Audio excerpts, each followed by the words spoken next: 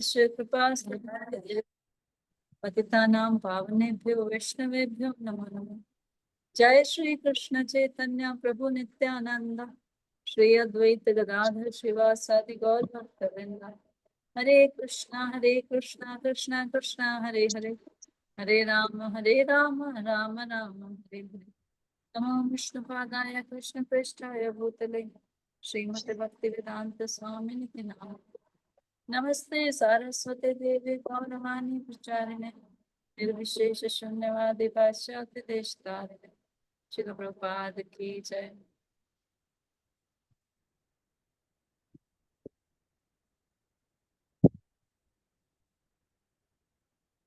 हरे कृष्ण।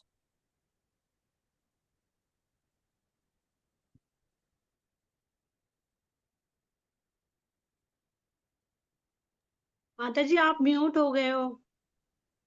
हरे कृष्णा।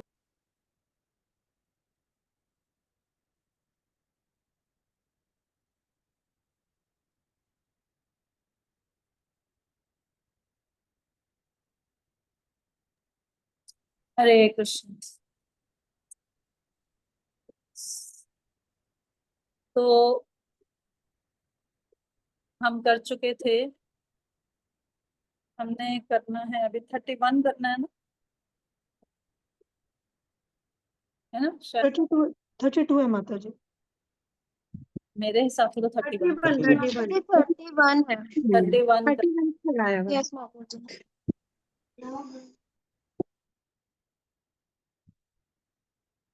ठीक है। धर्म छड़ी रागे तू है करे मिलाना, कभी मिले कभी ना मिले देवे रे घटाना। पढ़िए अदिति माता जी, पढ़िए।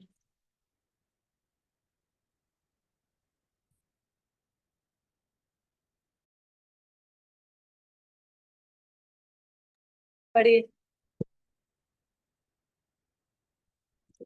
पढ़िए अदिति माता जी, पढ़िए। हरे कृष्णा माता जी। दंडवत। शुद्ध अनुरक्ति हमें नैतिक तथा धार्मिक कर्तव्यों की कीमत पर भी मिलाएगी। भाग्य कभी हमें पास ला देगा तो कभी हमें विलग कर देगा। वो तो तात्पर्य, गोपियां अर्धरात्रि में कृष्ण की बांसुरी की ध्वनि सुनकर उनसे मिलने के लिए घरों से बाहर आ गईं। इसी को लेकर शील रूप गोस्वामी ने एक सुंदर श्लोक, देखिए, आदि लीला 5.224 की रचना की है, जिसमें चांदनी रात में यमुना के तट पर खड़े अपने होठों पर बांसुरी धारण किए हुए गोविंद नामक सुंदर किशोर का वर्णन है। जो लोग समाज, मैत्री तथा प्रेम की भौतिकतावादी जीवन शैली भोगना चाहते हैं, उन्हें गोविंद का दर्शन करके यमुना तट पर नहीं जाना चाहिए। भगवान कृष्ण की बांसुरी की ध्वनि इतनी मधुर है कि इससे गोपियां अपने परिजनों के सारे संबंधों को भूल गई और अर्धरात्रि में दौड़कर कृष्ण के पास पहुंच गई। इस प्रकार से गृह त्याग करके गोपियों ने गृहस्थ जीवन के वैदिक विधानों का उल्लंघन किया। इससे यह सूचित होता है कि जब कृष्ण के प्रति प्रेम के सहज भाव पूर्णतया प्रकट होते हैं, तब भक्त परंपरागत सामाजिक नियमों की उपेक्षा कर सकता है। भौतिक जगत में हम उपाधियों से बंधे हुए हैं, किंतु शुद्ध भक्ति तो तब शुरू होती है जब मनुष्य सारी उपाधियों से मुक्त हो जाता है। जब कृष्ण के लिए प्रेम जागृत होता है, तब सारी उपाधियों को पार कर लिया जाता है। श्री कृष्ण का अपने सर्वाधिक प्रिय अंशों के प्रति स्वाभाविक आकर्षण ऐसे उत्साह को जन्म देता है जिससे श्री कृष्ण तथा गोपियां परस्पर मिलने को बाध्य हो जाते हैं। इस दिव्य उत्साह को अनुभव करने के लिए प्रेमी तथा प्रेमिका के बीच वियोग की भावना होनी आवश्यक है। भौतिक यातनाओं की दशा में कोई भी व्यक्ति वियोग का दुख नहीं चाहता, किंतु आध्यात्मिक जगत में यही वियोग परम स्वभाव का होने के कारण दिव्य रूप धारण करके प्रेम के बंधन को दृढ़ बनाता है और प्रेमी तथा प्रेमिका में मिलने की इच्छा को बढ़ाता है। आध्यात्मिक दृष्टि से वियोग वास्तविक मिलन से अधिक आस्वाद्य है, क्योंकि मिलन में प्रेमी तथा प्रेमिका दोनों के उपस्थित रहने के कारण प्रबल उत्सुकता का अभाव रहता है।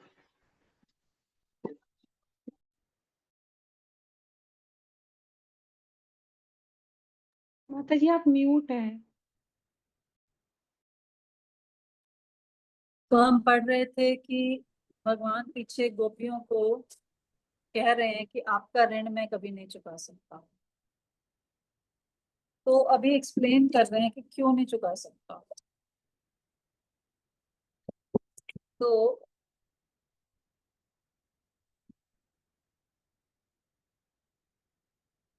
कह रहे हैं कि योग माया का प्रभाव डालेंगे भगवान, और दोनों एक दूसरे के सौंदर्यता गुणों पर मोहित रहेंगे। और फिर क्या होगा, इतना शुद्ध प्रेम हो जाएगा कि धर्म और नैतिकता को ही लांघ जाएंगे, है ना।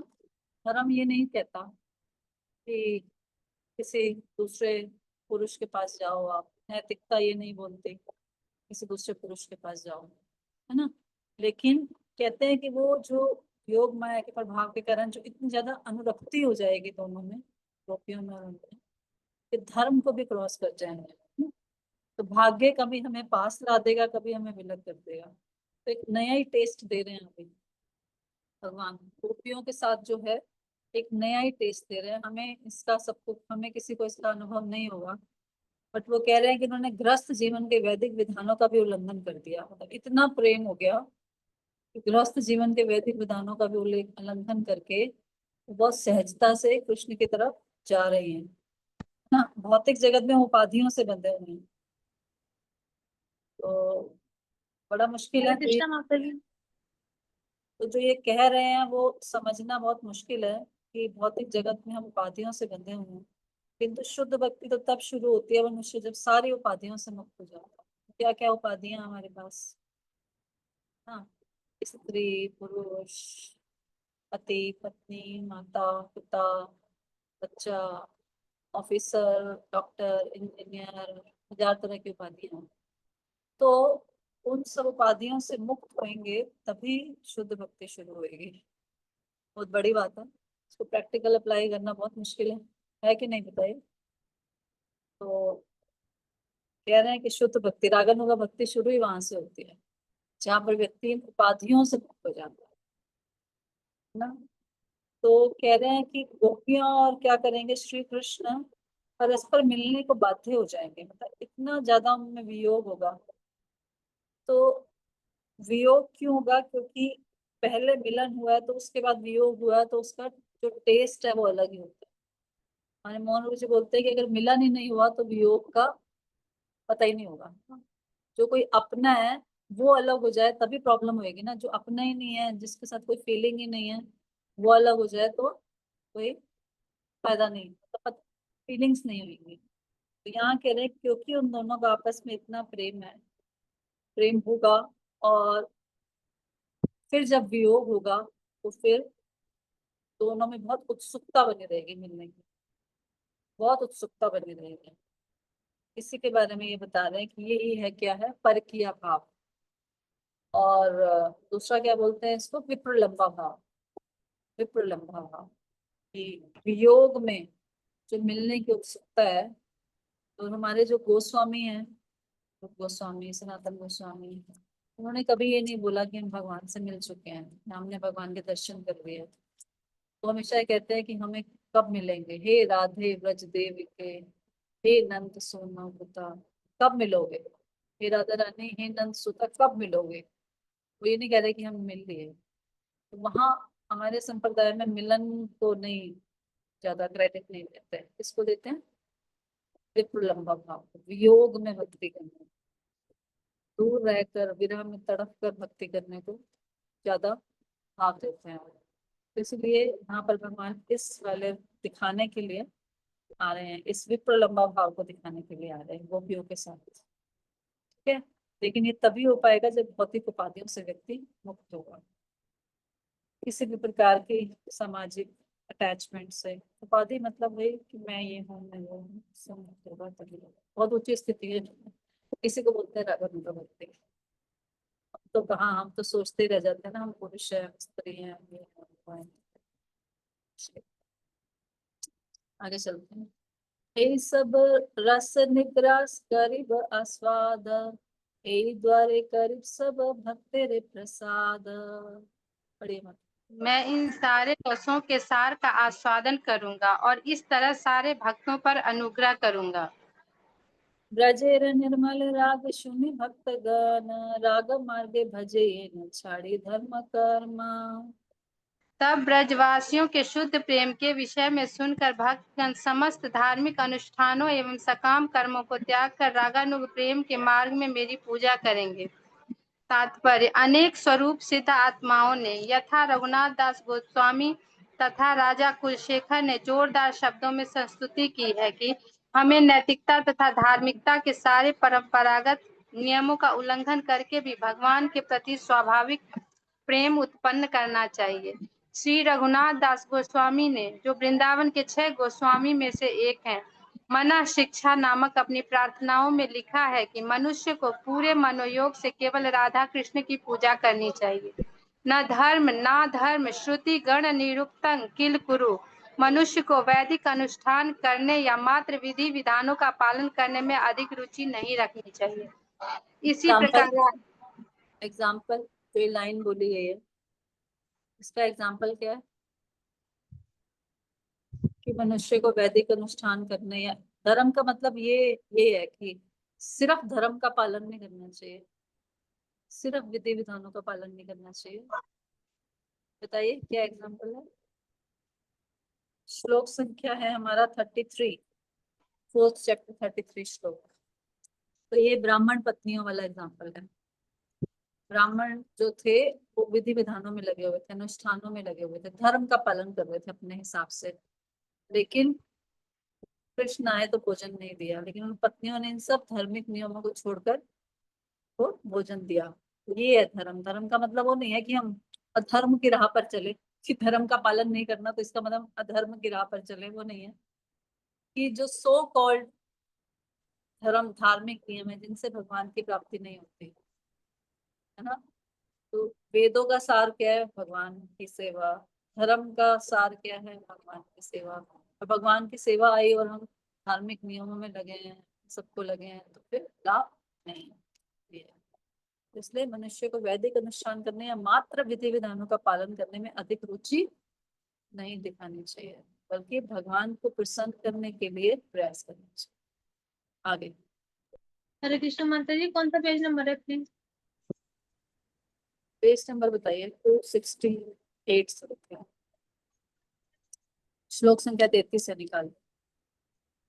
इसी प्रकार राजा कुलशेखर ने मुकुंद माला स्त्रोत 5 नामक अपने ग्रंथ में लिखा है, नास्था धर्मे न वसु निश्चयेत नैव कामोपभोगे यद भाव्यं तद भवति भवतु भगवन् पूर्व कर्मानुरूपम् एतत् प्रार्थ्य मम बहुमतं जन्म जन्मांतरेपि त्वत् पादाम्भोरुह युगगता निश्चला भक्तिरस्तु।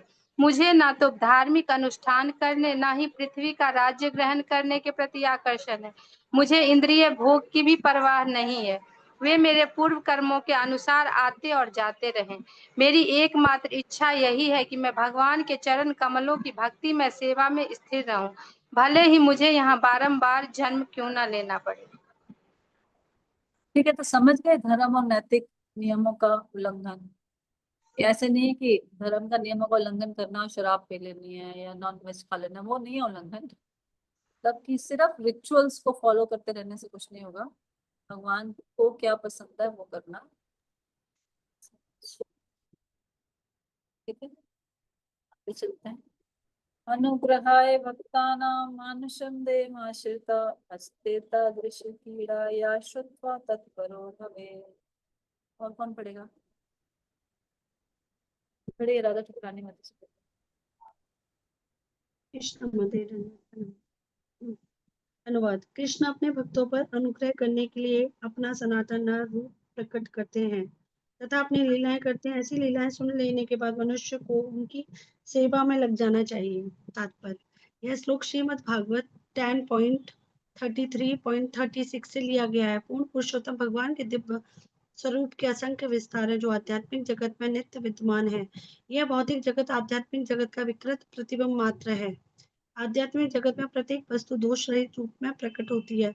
वहां पर हर वस्तु अपने मूल स्वभाव रूप में होती है और काल के प्रभाव से मुक्त रहती है।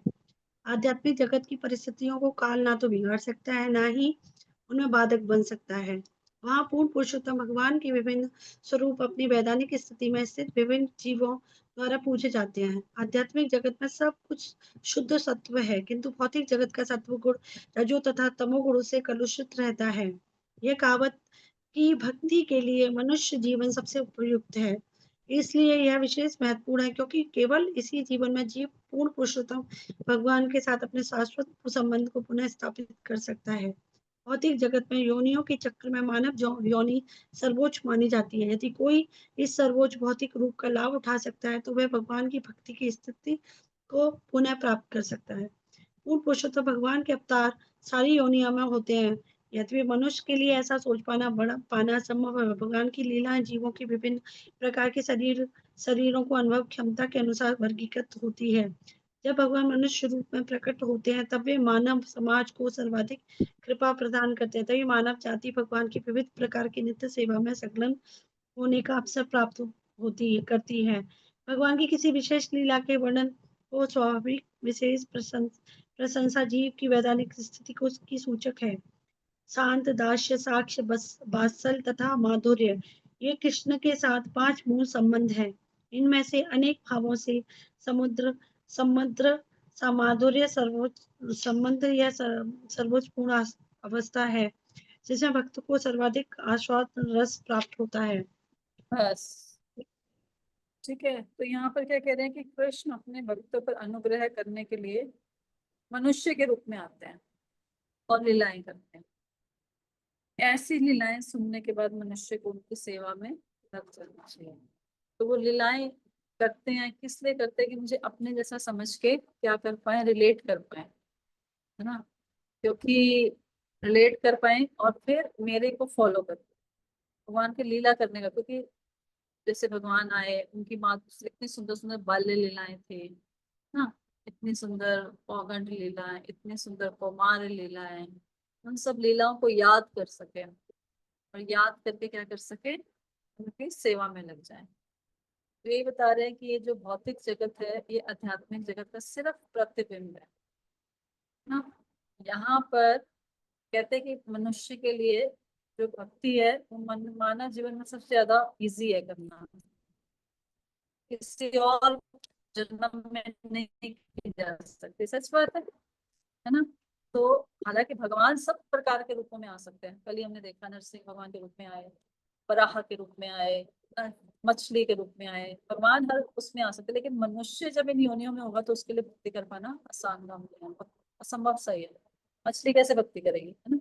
लेकिन भगवान इन सब चीजों में होते हुए भी, इन सब रूपों में होते हुए भी क्या कर सकते हैं, अपने उसी वैभव को प्रदर्शित कर सकते हैं जो उनका है। तो भगवान के साथ मनुष्य के 5 संबंध होते हैं: शांत, दास्य, साख्य, वात्सल्य और माधुर्य, जिसमें से माधुर्य सबसे श्रेष्ठ है। आगे बढ़िए।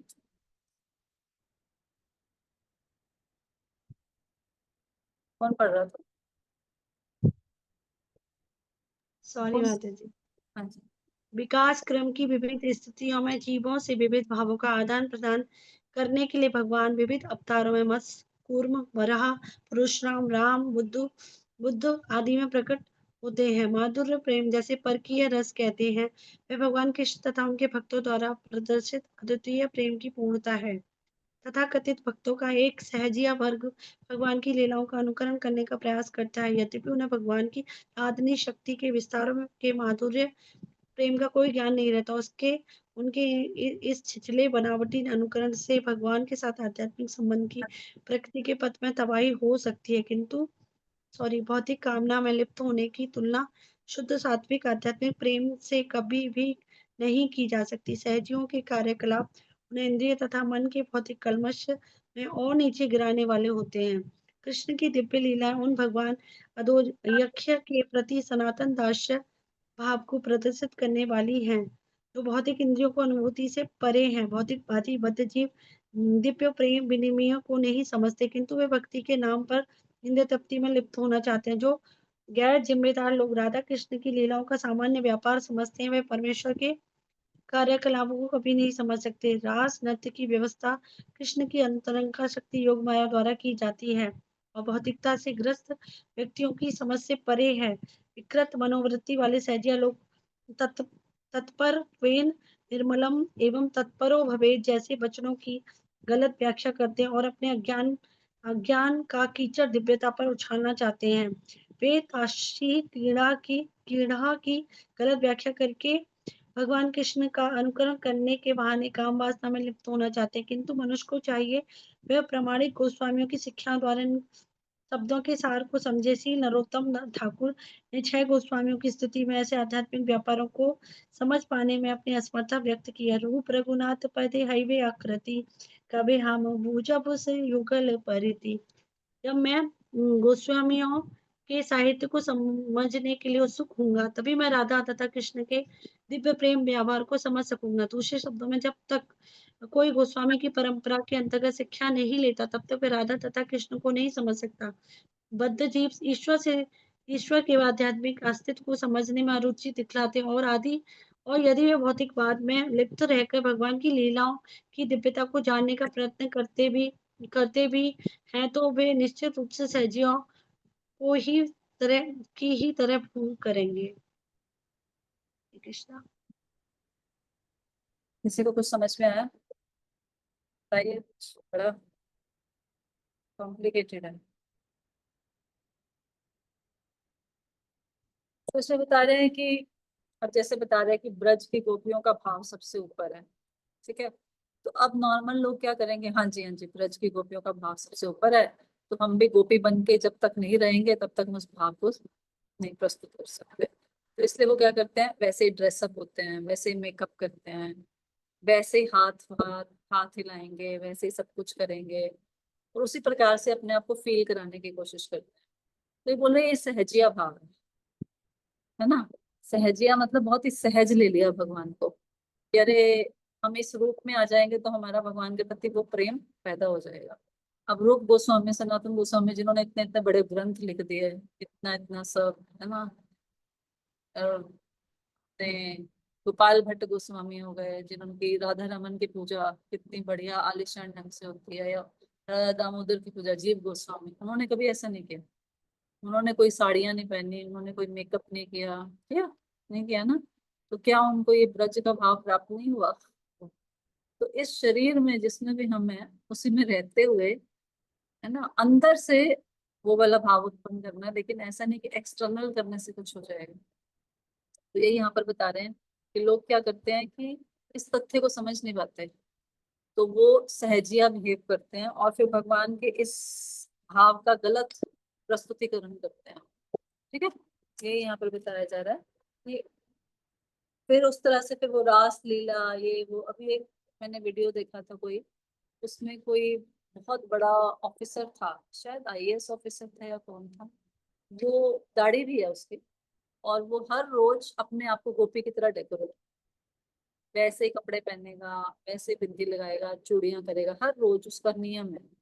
अब वो दाढ़ी है, दाढ़ी के साथ काटने में उसी तरह से वो सारा पूरा रोज सुबह ड्रेसअप होगा। तो वो कहता है मेरी भगवान के लिए ये सेवा है। तो जो भी है, खैर हम उस पर कमेंट नहीं करेंगे, बट हमारे संप्रदाय में इस चीज के लिए क्या किया गया, मना किया गया, ये सब नहीं करना आपको।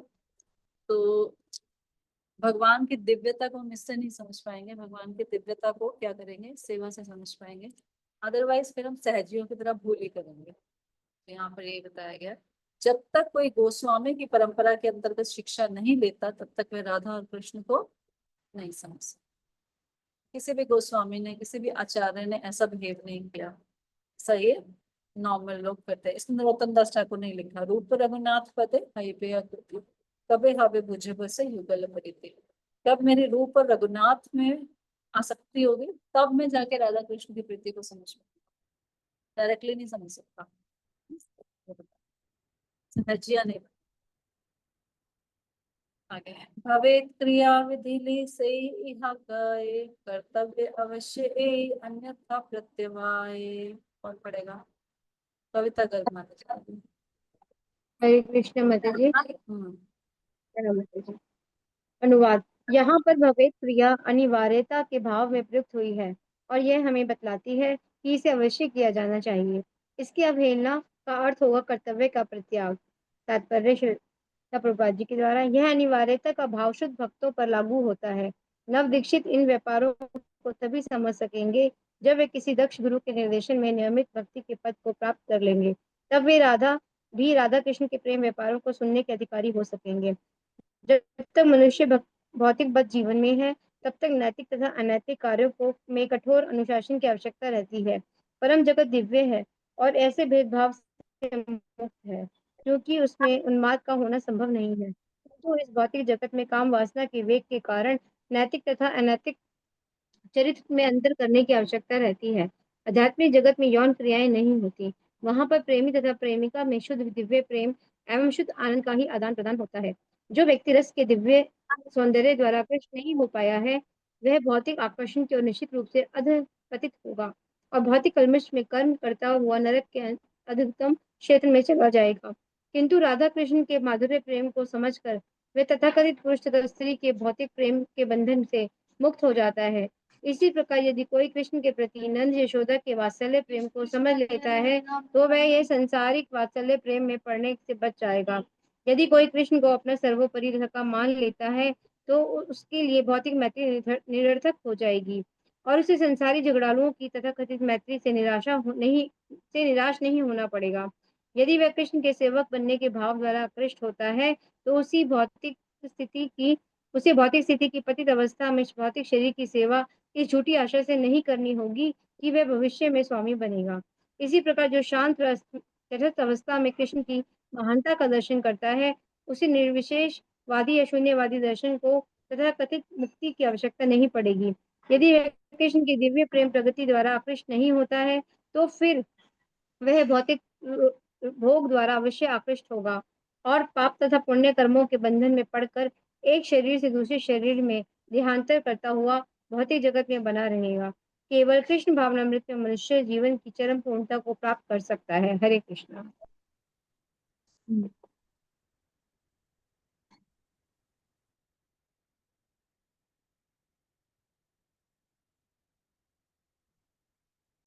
तो कह रहे हैं कि हमने अभी बोला कि धर्म का नियम और नैतिक नियमों का उल्लंघन करके ही भक्ति प्राप्त की जा सकती है। मतलब उसमें कोई आवश्यकता नहीं पड़ती कि, है ना, कि धर्म को पालन करो, ऐसी कोई आवश्यकता नहीं है। तो ये श्लोक है 4th चैप्टर का 35th श्लोक, सीसी आदि लीला। तो यहाँ पे बता रहे हैं कि भवेत भवेत का मतलब है जरूर करना चाहिए। तो जो उच्च कोटि के भक्त है उनके लिए नियम लागू नहीं होते, लेकिन जो नॉर्मल कैटेगरी के लोग हैं उनको ये धर्म का नियमों का पालन अवश्य करना चाहिए और नैतिक नियमों का भी पालन करना चाहिए। उनको ये सब समझ के करके छोड़ नहीं देना चाहिए कि नहीं उसमें तो लिखा था किताब में कि धर्म के नियमों का पालन नहीं करना चाहिए, मेरे लिए भी आवश्यक नहीं है। उस स्थिति में जाने के बाद आवश्यक नहीं है ना। तो अब कोई व्यक्ति मरने ही वाला है, मान लो, गलत एग्जाम्पल है फिर भी दे रही हूँ, एग्जाम्पल सेट नहीं है, फिर भी कोई व्यक्ति मरने वाला मान लो, तो उसको उसके डाइट को रिस्ट्रिक्शन होएगी, कुछ भी खा लो, ठीक है, खा लो, है ना? लेकिन जो ठीक ठाक है उनको क्या करना पड़ेगा, डाइट परहेज करना पड़ेगा। इसी प्रकार जो नए नए नए मतलब सही एग्जाम्पल नहीं है फिर भी, जो जो नए नए लोग हैं उनको रेगुलेशंस चाहिए होंगे, लेकिन जो ज्यादा एडवांस हो जाते हैं वो सब इनसे ऊपर उठ जाते हैं, उनको नहीं आवश्यकता पड़ती। ठीक है, इसलिए अगर हम इसकी अवहेलना करेंगे तो अपने कर्तव्य का परित्याग करेंगे, तो अपने कर्तव्य को नहीं छोड़ना चाहिए, क्योंकि भगवत गीता में भी बोला है कि अपना कर्म और अपनी स्थिति जो है उसके हिसाब से कार्य अवश्य अवश्य करना चाहिए। जब आप कार्य नहीं करेंगे तो पाप लगेगा। अर्जुन को भगवान बोल रहे हैं ना, यदि तुम अपनी स्थिति के हिसाब से कार्य नहीं करोगे तो तुम्हें क्या लगेगा, पाप लगेगा। तो इसलिए ये कार्य अवश्य करना चाहिए। तो आगे बता रहे हैं यहाँ पे कि भगवान के जो 5 रस हैं, अगर उसमें से उन रसों के प्रति हम आकर्षित हो गए और भगवान की उसी तरह से हम सेवा कर पाए, तो फिर इस संसार के उन सुखों से हम ऊपर उठ जाएंगे, उन भौतिक सुखों की हमें आवश्यकता नहीं पड़ेगी। तो अगर माधुर्य प्रेम जागृत हो गया तो इस संसार के भौतिक प्रेम के बंधन से मुक्त हो जाएगा। भगवान के प्रति वात्सल्य हो गया तो इस संसार में अपनी फैमिली की इच्छा नहीं रहेगी। उच्च स्थितियां हैं ये, आइडियल, ये हो जाए किसी की तो बहुत अच्छा है ना? काश काश हम प्रार्थना कर सकते हैं कि हम में से किसी की कोई स्थिति हो जाए कभी, तो फिर तो सारा झंझट ही खत्म हो गया सारी प्रॉब्लम ही खत्म हो गई। अभी पढ़ने से हम ये नहीं कह सकते कि बच जाएगा, मतलब काश ये हो जाए फिर बहुत अच्छा है। इच्छा ही कर सकते हैं, डिजायर कर सकते हैं, ठीक है। तो अगर ये हो गया तो मनुष्य एक शरीर से दूसरे में देहांतर नहीं करना पड़ेगा उसको। हरे कृष्ण माता जी। हाँ जी। माता जी थोड़ा सा शांत रस को डिफाइन करेंगे? शांत रस शांत रस मतलब जो चतुर कुमार है वो शांत रस में है। बस परम भगवान है, बस मेडिटेशन करना है, कुछ और नहीं करना। एक शांत रस ही होता है। एक शांत रस में भी होता है गोलोक में जो नदियां हैं, जो पर्वत हैं, जो पिकॉक्स हैं, वो सब शांत रस में है। भगवान की सेवा के लिए उपस्थित है। मतलब रेसिप्रोकेशन नहीं कर सकते ना, कि जैसे मनुष्य वात्सल्य में प्रेम आदान प्रदान करेगा, वैसे वाला कोई रिलेशनशिप नहीं होगा। तो वो शांत भाव में सेवा करते हैं। जब भगवान नहाने आते हैं तो जमुना जी जोर जोर से बहना शुरू कर देते हैं, उसी प्रकार से वो आदान प्रदान करते हैं। इस संसार में भी वो है कि चतुर कुमार जैसे हैं, वो शांत रस में है कि बस मेडिटेशन करते रहना है, परम भगवान है, भगवान की महत्वता को समझते हुए उन पे ध्यान लगाना है। तो ये शांत रस है। आध्यात्मिक जगत वो वाला शांत रस है। थैंक यू माता जी। ते वांछा ये कृष्ण प्राकट्य कारण असुर संहार अनुषंग प्रयोजन। यस वन लक्ष्मी माता जी पढ़िए।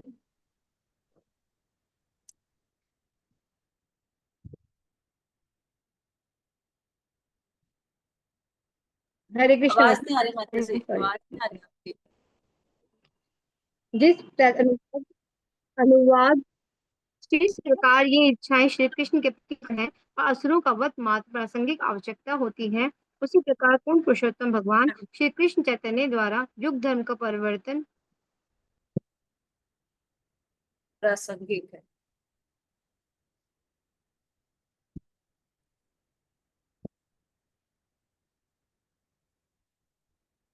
ठीक है, आगे चलते हैं। कौन कारण यह अवतारे माना युग धर्म काल है से काले मिलाना।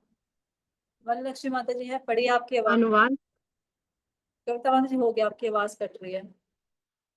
वन लक्ष्मी माता जी हाँ जोर से पढ़िए, नहीं आ रही आपकी आवाज। अंजू माता जी पढ़िए। जब भगवान ने अन्य कारण से अवतरित होना चाहा तो युग धर्म के परिवर्तन का भी समय आकर उपस्थित हुआ।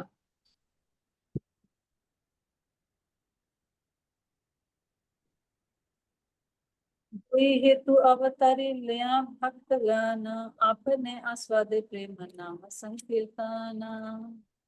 अनुवाद इस प्रकार भगवान दो कारणों से अपने भक्तों के साथ अवतरित हुए और उन्होंने नाम संकीर्तन द्वारा प्रेम रूपी अमृत का आस्वादन किया।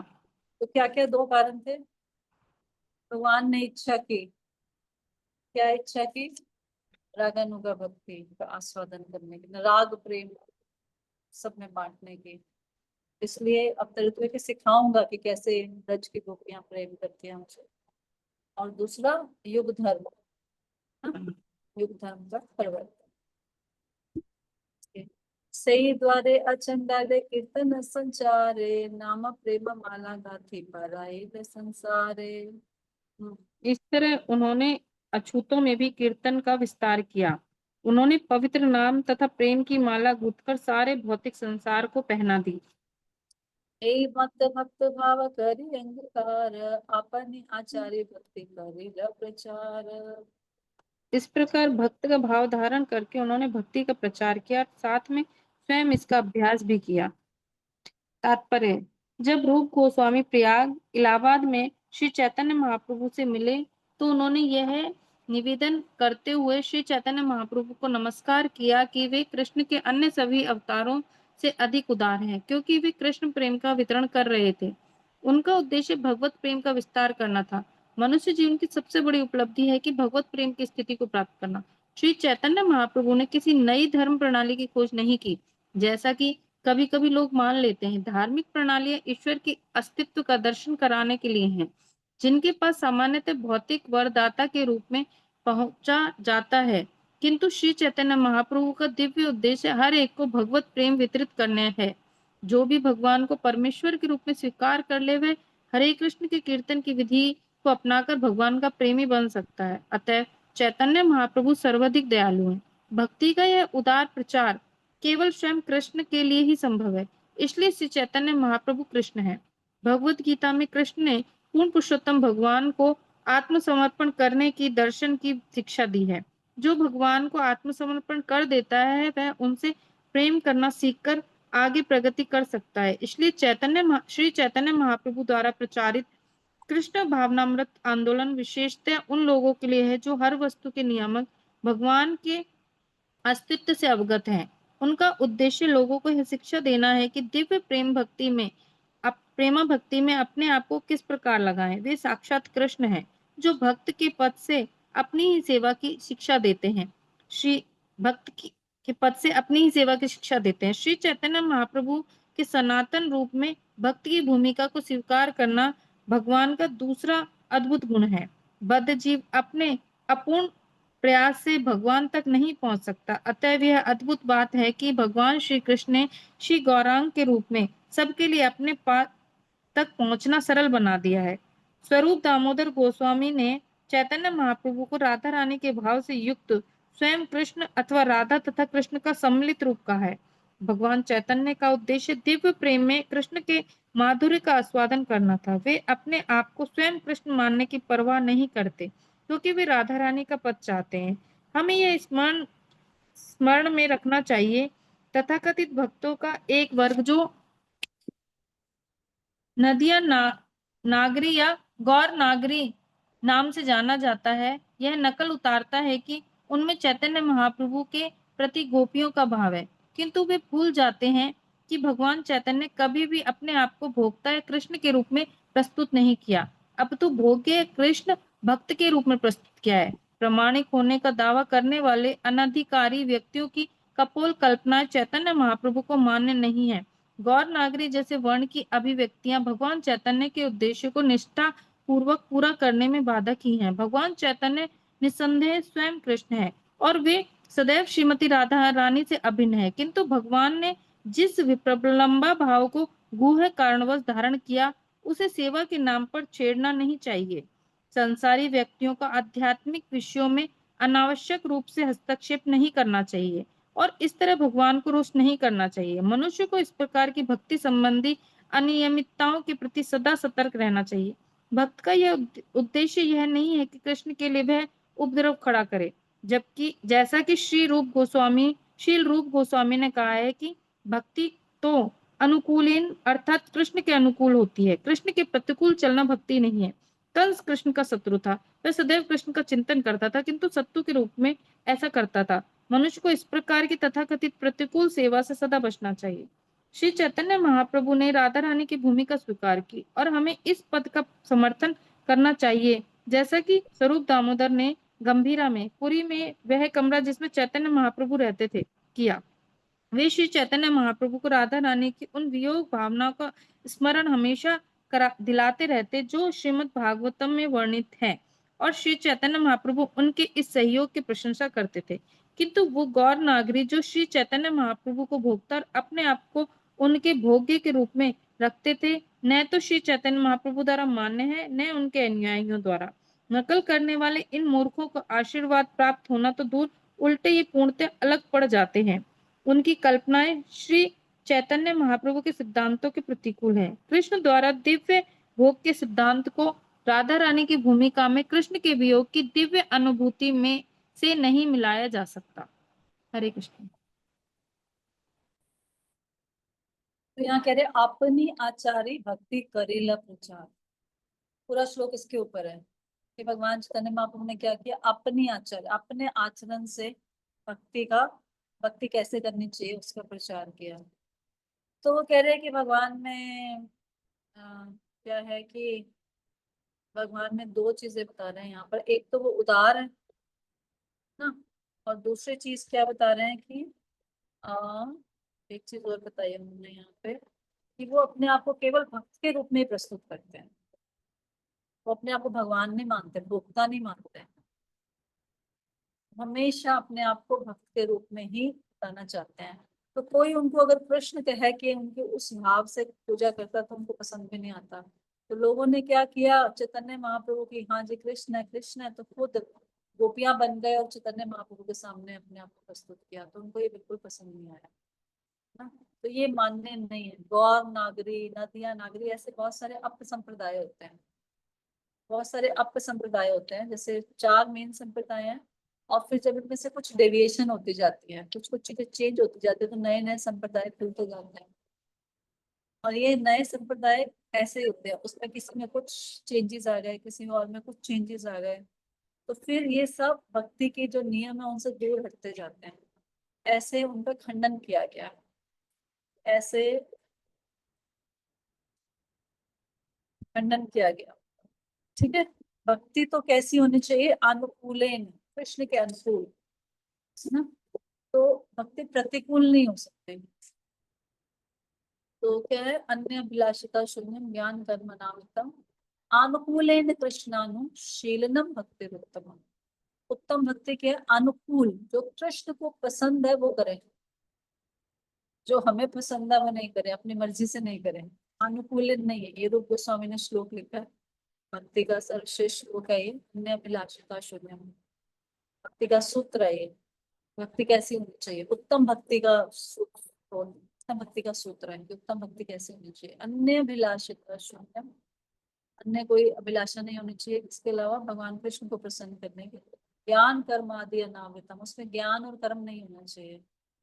अनुकूल है, वो कृष्ण के फेवरेबल होने चाहिए, कि जैसे कृष्ण चाहते हैं। यहाँ एग्जाम्पल दिया है, शत्रु के भाव में कंस भी कृष्ण की भक्ति करता था, क्योंकि वो निरंतर उनको स्मरण करता था, पर वो अनुकूल भक्ति नहीं थी, वो प्रतिकूल थी। तो जो अनुकूल भक्ति करेगा उसको भगवान के धाम में स्थान मिलेगा, लेकिन जो प्रतिकूल भक्ति करेगा उसको कोई ना कोई मुक्ति मिल जाएगी, सायुज्य, सायुज्य ही मिलती है, क्योंकि भगवान के शरीर में जाके प्रवेश कर जाते हैं वो लोग। फेवरेबल भक्ति नहीं है वो। उसके बताया गया कि जैसा कृष्ण चाहते हैं वैसे करें, अपनी मन मर्जी से नहीं करें। मेरे हिसाब से तो ये ठीक है, मेरे हिसाब से ये ठीक है। जैसे कई बार मैंने सुना भक्त लोग क्या बोलते हैं कि हमारी, एक बार हमारी भक्ति भक्ति शास्त्री तो नहीं, उस समय हमारी क्या, पहले क्या होता था वो भक्ति वृक्षा प्रोग्राम होता था, और गुरु जी देते थे हमारी क्लास। तो एक बार पंचशील में हमारी क्लास चल रही थी, तो वो मंत्रास के ऊपर चर्चा चल रही थी। नॉर्मली उस टाइम हमें भी बताया गया था कि कैसे भोग लगा सकते हैं, ओम विष्णु ओम विष्णु ओम विष्णु ऐसे करके 3 बार बोलो, कहीं भी वो भोग लग जाएगा। उन्होंने जी ने बोला कौन से शास्त्र में लिखा है ये, ओम विष्णु विष्णु विष्णु करके भोग लग जाता है ना। तो हमारा, हमारे हिसाब से नहीं भक्ति। वो बोला जी हमने पढ़ा है, हमने सुना है, कहाँ सुना, किससे सुना, बताओ, रेफरेंस बताओ, तो बहुत डांट पड़ेगी ना जो लोग बोल रहे थे। ऐसा नहीं कर सकते। तो जो शास्त्र में लिखा है, जैसे बताया जा रहा है वैसे ही भोग लगाना पड़ेगा, वैसे ही स्वीकार करना पड़ेगा। ठीक है, तो यही बता रहे हैं कि प्रतिकूल भक्ति नहीं करनी, अनुकूल भक्ति करनी है। जो स्क्रिप्चर्स में फेवरेबल चीजें बताई गई हैं भक्ति के, वही करनी है, उसको दूसरे को छोड़ दो। ठीक है, बाकी सब नकली जो है अपसंप्रदाय, उनको फॉलो नहीं करना है। ठीक है, चलो। दासे साखे वात्सल्य आर ये श्रृंगार, चारि प्रेम चतुर्विद भक्त ही आधार। हाँ हरे जी। कृष्ण मदर जी, हरे कृष्ण मदर जी, सॉरी मदर जी। मदर जो अभी अभी श्लोक हमने पढ़ा है उसकी जो लास्ट लाइन है ना, कृष्ण द्वारा दिव्य भोग के सिद्धांत को राधा रानी की भूमिका में कृष्ण के वियोग की दिव्य अनुभूतियों से नहीं मिलाया जा सकता। मदर जी थोड़ा सा इसको एक्सप्लेन कर दें आप। तो वो कह रहे हैं कि हम सब गोपियां बन जाएंगे और कृष्ण हमारा भोग कर लेंगे। तो वो कह रहे हैं ये सिद्धांत उच्च सिद्धांत नहीं है। जो कृष्ण का राधा रानी के प्रति वियोग है ना, वो स्थिति बहुत ऊंची है।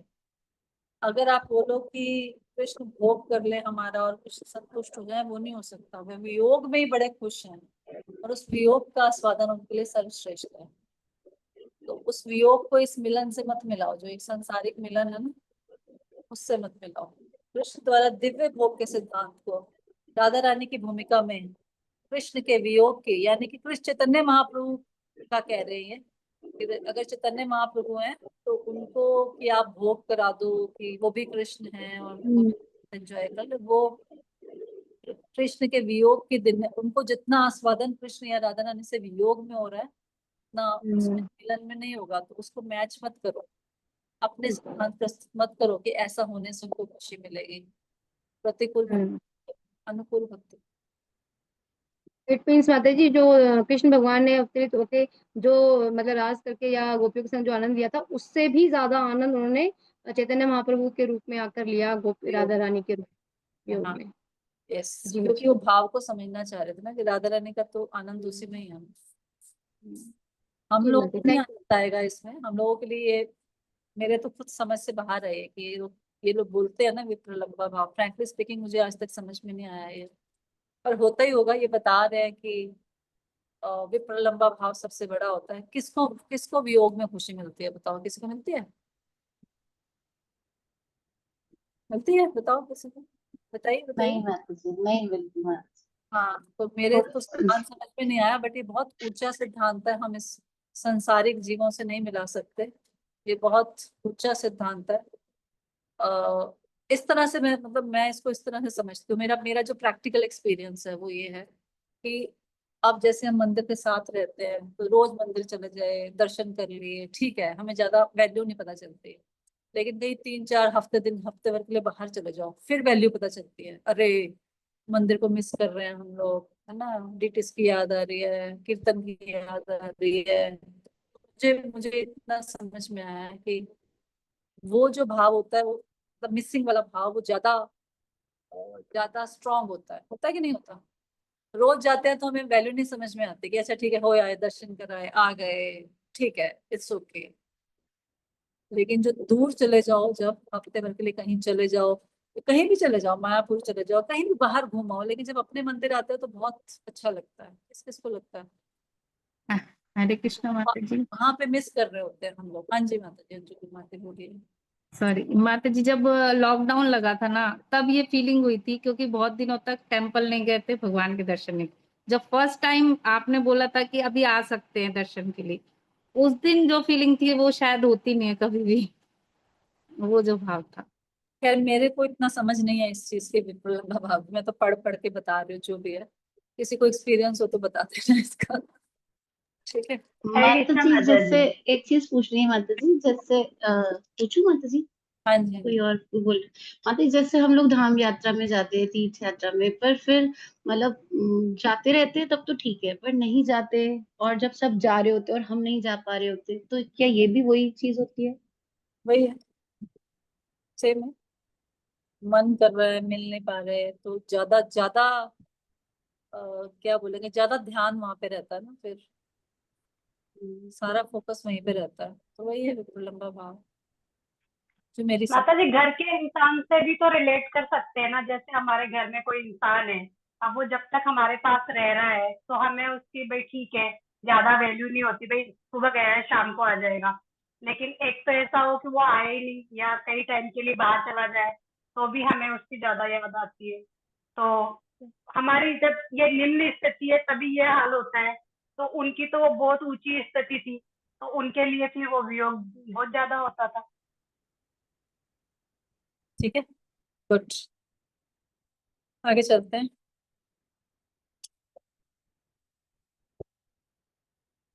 हाँ, चला गया, आगे बढ़ते हैं। 42 है माता जी, 42 पढ़ा है।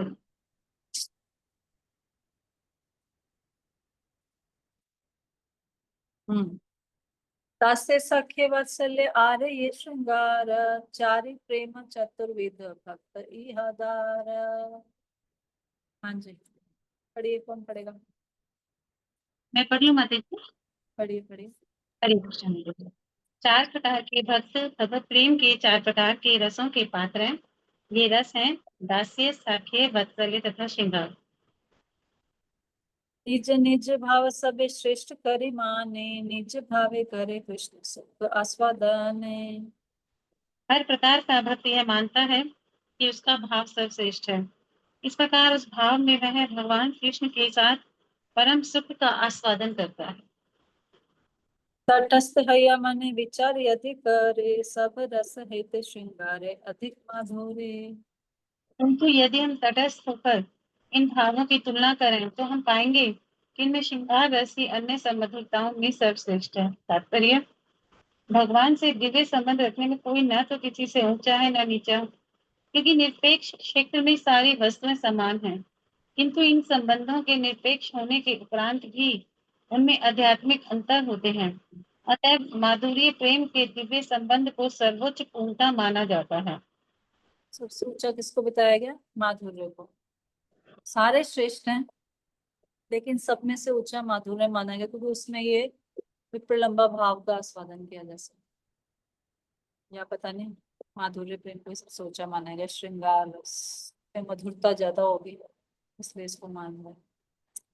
यथोत्तरमसो स्वाद विशेषो ललास्मयपि, रतिवार्सनया स्वाति भासते कापि कस्यचित्।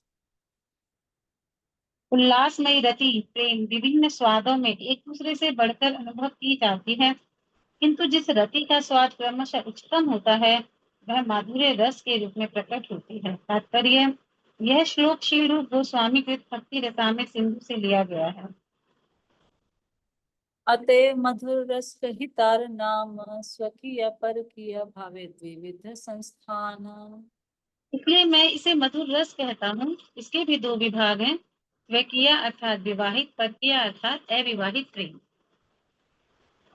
ठीक है ना? इसको ऐसे समझ सकते हैं, माधुर्य रस सबसे ऊंचा कैसे है। देखो, जिंदगी भर हम रिलेशनशिप्स में रहते हैं, किसी के भाई होते हैं, किसी की बहन होते हैं, किसी की पुत्री होते हैं, किसी का कुछ होते हैं, लेकिन अंत में सबको क्या चाहिए? विवाह चाहिए, चाहिए ना? और पूरा जीवन उसी विवाह पे ही टिका रहता है। सारे रिश्ते सेकेंडरी हो जाते हैं, लेकिन वो विवाह सर ऊपर रहता है, सबसे टॉप मोस्ट। तो वही है माधुर्य भाव, इसीलिए उसको टॉप मोस्ट बोला है। तो माधुर्य में भी दो हैं, स्वकीय अर्थात विवाहित और परकीय अर्थात अविवाहित। परकीय भावे अति रसे उल्लास, ब्रज बिना इहार अन्यत्र नहीं वास। परकीय मधुर भाव में रस की अत्यधिक वृद्धि होती है। ऐसा प्रेम ब्रज के अतिरिक्त अन्यत्र कहीं नहीं मिलता। अब ये कह रहे हैं इसमें रस की अत्यधिक वृद्धि होती है ना? अपना घर छोड़ के किसी दूसरे व्यक्ति से मिलना जाना हो तो उसमें ज्यादा टेस्ट आता है, ये बता रहे हैं ना? लेकिन ऐसा प्रेम ब्रज के अतिरिक्त है। बाकी सब क्या बोलेंगे उसको, चीटिंग है। लेकिन ब्रज में बता रहे हैं कि ये प्रेम असली है। बाकी सब सेंस ग्रेटिफिकेशन है। कहीं और होगा तो ये सेंस ग्रेटिफिकेशन है, लेकिन ब्रज में ये वास्तव में प्रेम है, भगवान के प्रति प्रेम है। बाकियों में क्या होगा? परकिया होगा तो अपनी सेंस ग्रेटिफिकेशन की चिंता रहेगी, लेकिन ब्रज में क्या होगा? कृष्ण की सेंस ग्रेटिफिकेशन, कृष्ण के इंद्रियों की तृप्ति की इच्छा है। यही अंतर है। ब्रज वधु गनिर ए भाव निर्विधि, तार मध्य श्री राधाए भावेर अवधि। क्या यह भाव बालाओं में असीम है, किंतु उनमें भी यह श्री राधा में अपनी पूर्णता को प्राप्त है। सब ब्रजबालाओं में ये प्रेम देखने को मिलेगा कि कृष्ण की तृप्ति करनी है। राधा रानी में सर्वश्रेष्ठ है, राधा रानी में सर्वश्रेष्ठ है। इसकी बड़ी सारी कैटेगरीज होती है। मोहन जी अपने लेक्चर में बताते हैं, जो तो खैर समझ नहीं आई आज तक। महाभाव, महाधान्य, मदनख्य, महाभाव, पता नहीं कितनी तो कैटेगरीज होती है इसके, है ना? तो मैं तो नहीं बता पाऊंगी, मोहन जी का लेक्चर सुन लीजिए। तो तरह तरह के उनसे सबसे श्रेष्ठ वादनाख्य महाभाव, जो एक वर्ड याद है बस उसका, वो राधा रानी का होता है वो भाव, तो वो किसी में नहीं हो सकता। तो वो सर्वश्रेष्ठ बताते हैं। प्रौढ़ निर्मल भाव प्रेम सर्वोत्तम, कृष्ण माधुर्य रस आस्वाद कराना। उनका शुद्ध परिपक्व प्रेम अन्य सभी के प्रेम को पार कर जाता है। उनका प्रेम कृष्ण द्वारा माधुर्य रस की मधुरता का आस्वादन किए जाने का कारण है। कौन कर पाता है इस संसार में ऐसा प्रेम? कर पाता है कोई? कि दूसरे व्यक्ति को प्रेम करते रहो, वो करे ना करे, है ना?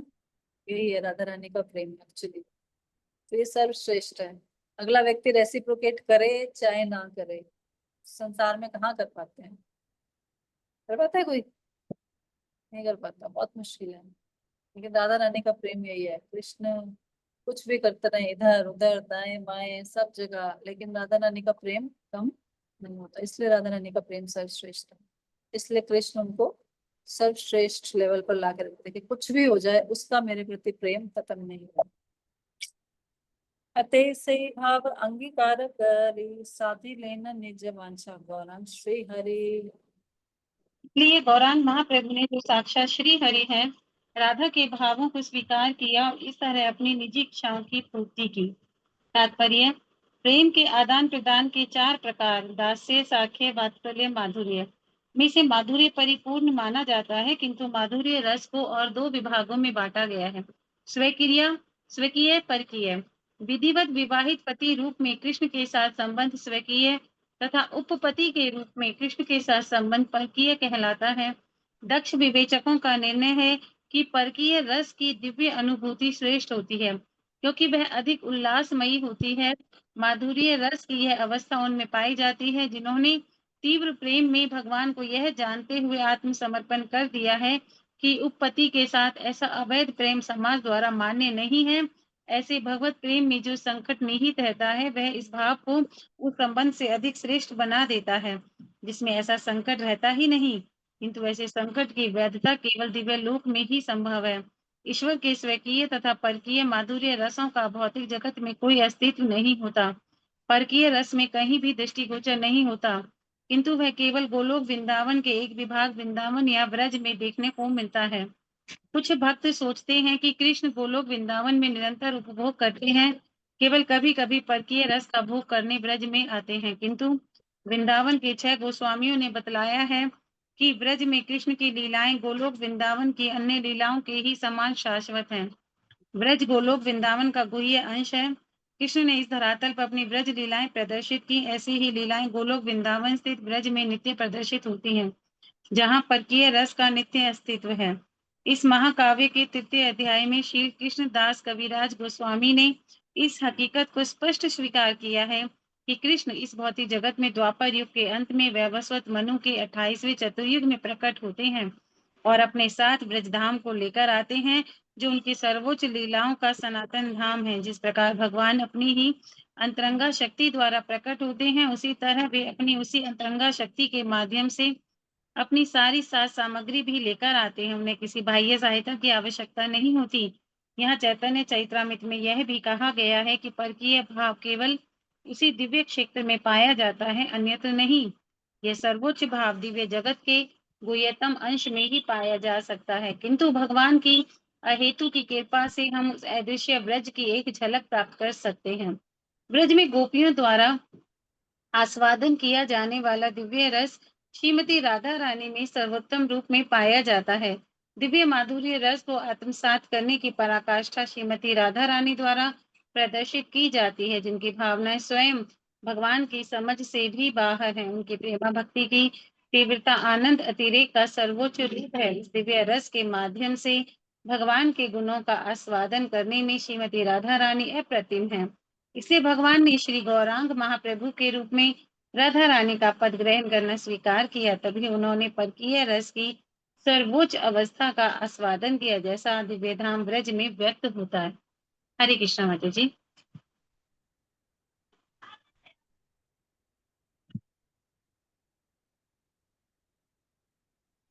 देखिए वही बता रहे हैं कि परकीय भाव क्या होता है, उसमें क्यों ज्यादा टेस्ट होता है।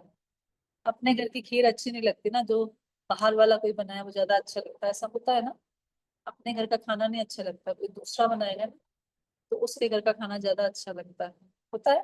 सच बात है। तो वो बोलते हैं जी आपने तो बड़ा टेस्टी खाना बनाया, आपने तो बड़ा टेस्टी। घर में रोज खाना बनता होगा लेकिन वो अच्छा नहीं लगता, ये सच सही है। ऐसे ही है परकीय भाव। घर में जो इजिली अवेलेबल है उसकी वैल्यू नहीं है, जो बाहर मिल रहा है वो ज्यादा अच्छा है। पर ये गोलोक वृंदावन में वैद्य है, यहाँ पर नहीं है। यहाँ पर कोई ऐसे करेगा उसको नरक में जाना पड़ेगा, उसके लिए फिर सजाएं निर्धारित है। गोलोक वृंदावन में बता रहे वैद्य है ये, यहाँ पर इसकी लीगल है वो यहाँ वहाँ पर।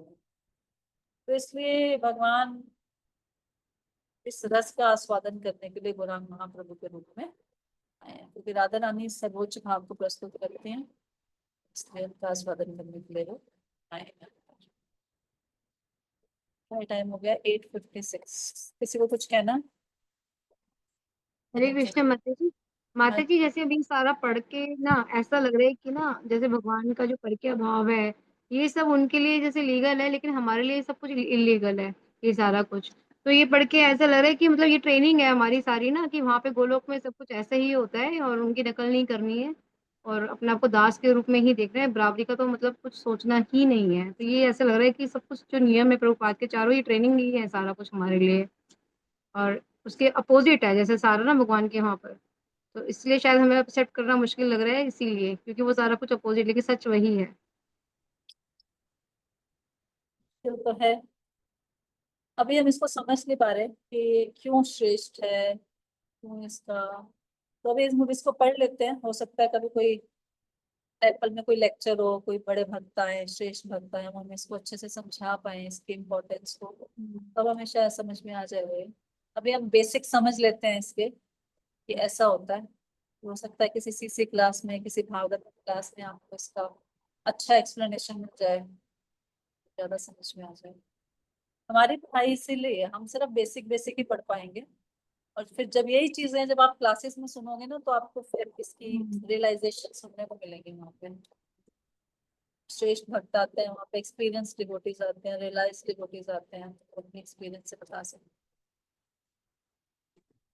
ठीक है। हरे कृष्णा माता जी। हाँ माता जी। जी एक जिज्ञासा थी माता जी, अभी जैसे आपने बताया कि जो भक्त या जो भगवान के शरीर में चले जाते हैं, तो माता जी वो कैसी सेवा करते हैं फिर भगवान की?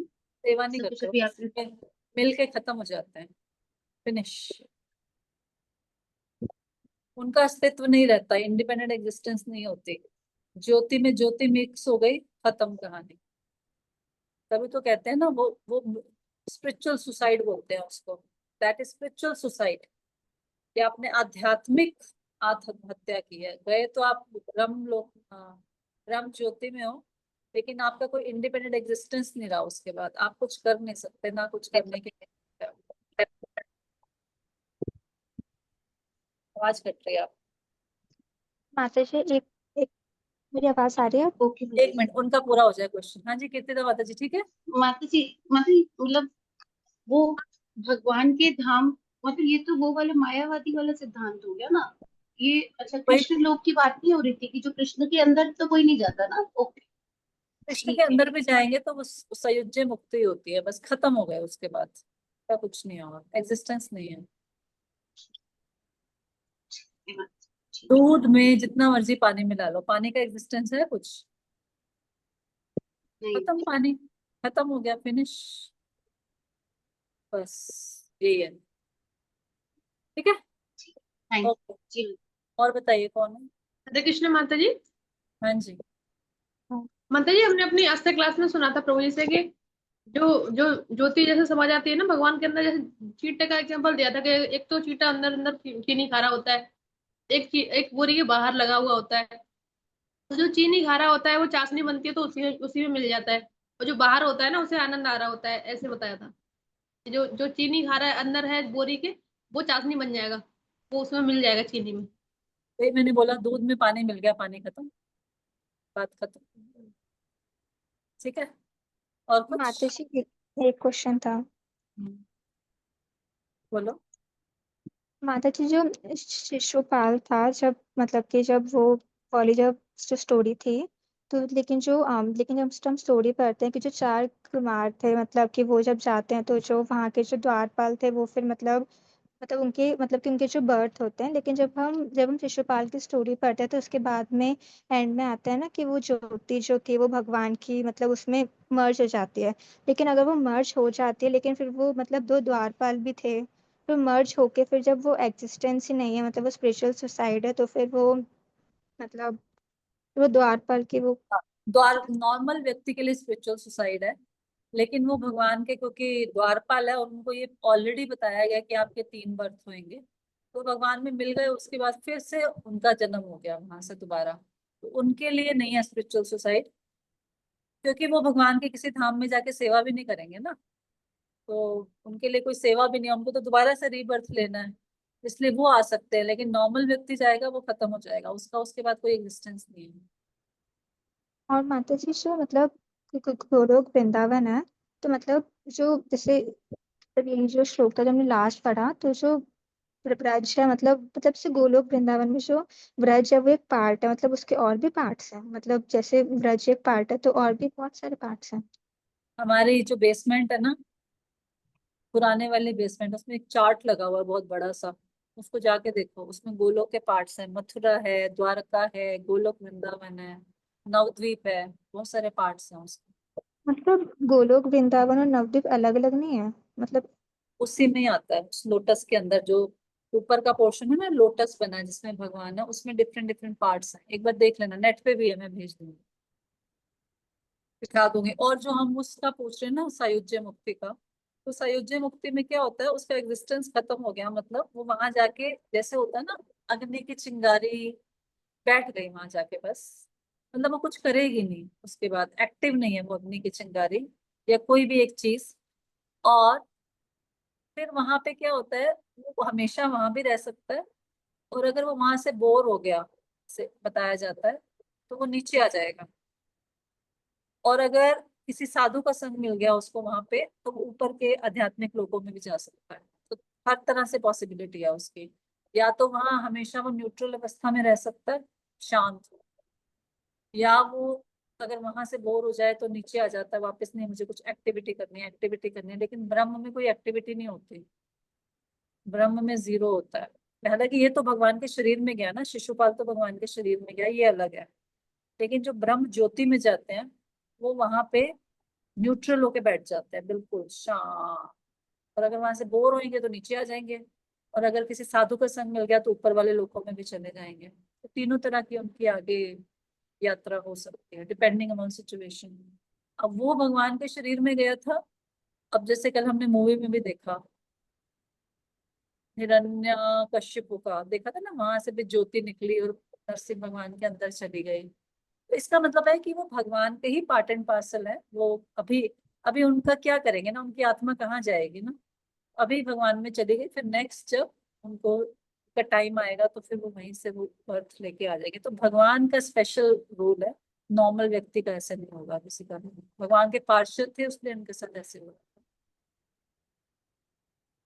माता जी थैंक यू माता जी। मुझे कल मेरे माइंड में यही क्वेश्चन आ रहा था, ये जोत कैसे चली गई भगवान के उनके अंदर, नरसिंह भगवान में। तो माता जी ये हिरण्यकशिपु की आत्मा थी? हाँ, हिरण्यकश्यप की आत्मा लीन ये हो गया। कभी सुना नहीं था और देखा तो बहुत हैरानी हुई थी तो मेरे को। शिशुपाल का तो पढ़ते हैं, कृष्णा बुक में दिया है, शिशुपाल का, सबका। ये तो भगवान के पार्षद है ना, इसलिए इनके साथ स्पेशल ट्रीटमेंट है। माता जी मतलब कि हम ज्योति में ये चॉइस होती है कि हम वहाँ पे हमेशा रह सकते हैं, मतलब कि हम एक और चीज पढ़ते हैं ना कि आप चाहे ब्रह्म ज्योति में भी जाओ लेकिन फिर भी कुछ भी हो जाए आपको नीचे आना ही पड़ेगा, मतलब फिर चॉइस भी रहती है, फिर नीचे भी रहना चॉइस पड़ेगा। होती है, अगर आप सिर्फ शांत बैठना चाहो, कुछ ना करना चाहो, तो आप हमेशा वहां पे रह सकते हो। वो इसलिए बोला जाता है क्योंकि वहां व्यक्ति बोर हो जाता है। एक कमरे में अकेले कितनी देर तक बैठ जाओगे, खाली बोर हो जाओगे ना, तो फिर कुछ ना कुछ करना पड़ेगा। ऐसे हाथ चलाने पड़ेंगे, अभी क्या होता है, मोबाइल चला लो, ये कर लो, वो कर लो, कुछ कर लो, है ना, वहां कुछ एक्टिविटी नहीं है, कोई एक्टिविटी नहीं है। इसलिए व्यक्ति नीचे आ जाता है कि मुझे कुछ काम करना है, काम करना है, काम करना है, नीचे आ जाता है। चॉइस होती है। अभी हमारी रिसेंट भक्ति वैभव क्लास में बताया था उन्होंने, रिसेंटली सुना मैंने। ठीक है, ओके। तो कल आपका श्लोक का टेस्ट है, सबका तैयारी कर लेना, 22 श्लोक का। आज का तो कोई श्लोक हुआ ही नहीं, रिवीजन ही कर लीजिए आप। आज हमने अन्याभिलाषिता किया था, बट अभी इसमें नहीं है, नेक्स्ट टाइम करेंगे। तो आज आप पिछले श्लोकों को लर्न कर सकते हैं। Thank you. श्रील प्रभुपाद की जय। अनंत कोटि वैष्णव वृंद की जय। जी लिस्ट की श्लोक आज की ग्रुप पे लर्न करने के क्या लिए लिस्ट दे रखी क्या है क्या? श्लोकाज की लिस्ट दे रखी है क्या श्लोकाज की ग्रुप पे? दे रखी, दे रखी। ठीक है। श्री चैतन्य चरितामृत की जय, श्री कृष्णदास कविराज गोस्वामी की जय, श्री प्रभुपाद की जय, अनंत कोटि वैष्णव वृंद की जय। बहुत बहुत प्रेमानंद है। हरे हरे बोल। धन्यवाद। आप सभी माता जी का धन्यवाद करेंगे एक बार हरे कृष्ण महामंत्र बोल के। हरे हरे कृष्णा कृष्णा कृष्णा हरे हरे, हरे राम राम राम हरे हरे। हरे कृष्णा माता जी, दंडवत प्रणाम माता जी। माता जी। दंडवत।